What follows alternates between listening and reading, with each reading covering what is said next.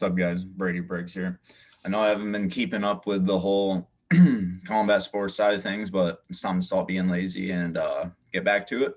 So I got some PFL 1 recaps to go over, and it was a pretty surprising night of fights. Now, the first one I want to talk about is Chris Wade, and he was like the first name that went to the PFL, I think, only because he was a UFC talent at the time that he transitioned over. But he's had success since going over, but maybe not the success that a lot of people thought he would. And I thought he was going to win his fight last night.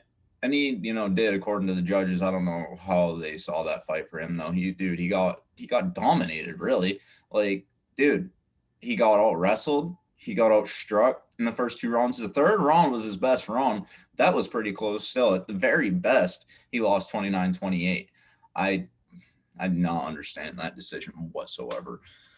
And then the preliminary main event showcased Shaman Marias get knocked out, which kind of sucked. I was a little upset about that. He's a UFC veteran. He's a kickboxing champion. He'd never been knocked out until his last fight when he got knocked out by Andre Fili. Now he's been KO'd twice in a row. So that's kind of unfortunate. I like Shaman Marias. He's fun to watch. Now starting out with the main card, someone else that got out wrestled that we really didn't expect, Lance Palmer.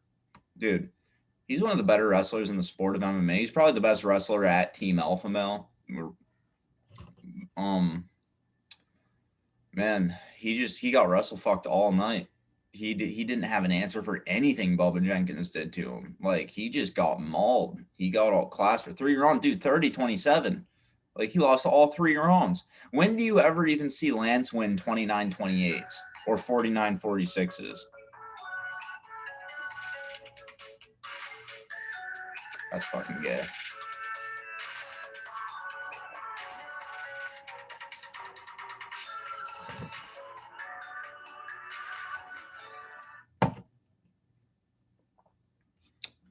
So, when do you ever see him win 29-28s or 49-46s? Ever. He always wins every round of his fights. He lost all 3 rounds last night. It was very shocking. The second fight showed Mavli Kalbalayev. He's an assassin. He's a prodigy. He did what he does. I thought it would be a little bit more played out on the feet, but he was a wet blanket that whole contest. Handily won all 3 rounds. Congrats to him. In the co-main event, dude, I was a little upset about this one, to be honest with you, because, man, Marcin Held and Natan Schulte are 2 expert wizard grapplers.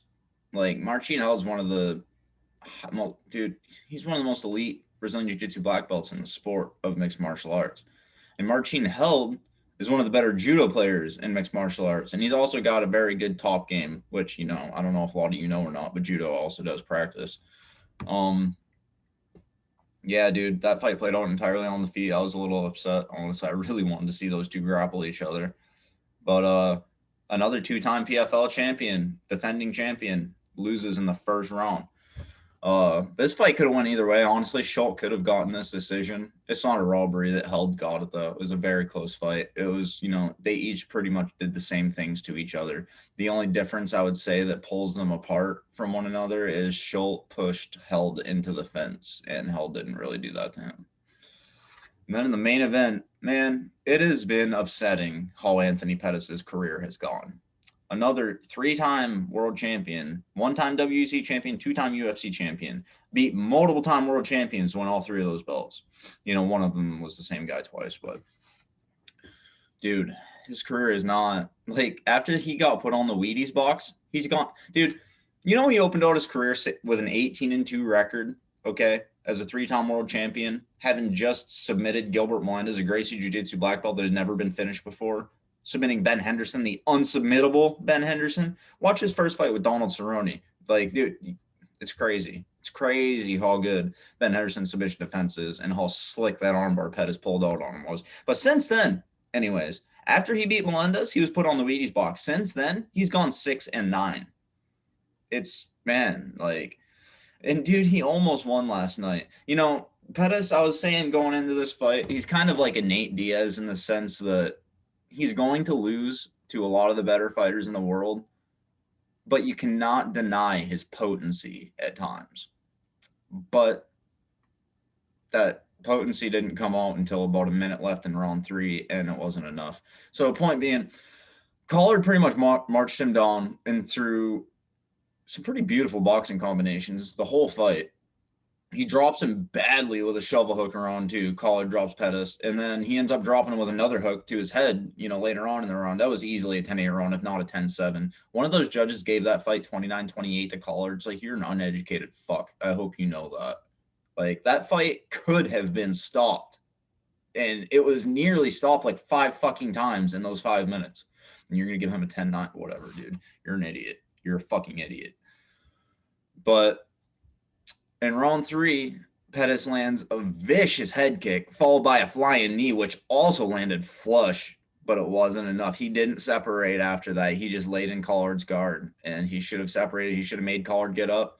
And, Pettis did look good last night. He didn't look bad, He looked durable, for one, obviously, going all 3 rounds with that fucking behemoth of a man, professional boxer, eating his best shots for 3 rounds. But Pettis did look good. He had some big moments in the fight, not just in round 3 either. Like, he was getting the calf kicks going. That was working for him pretty well. He had a lot of varieties of nice body kicks.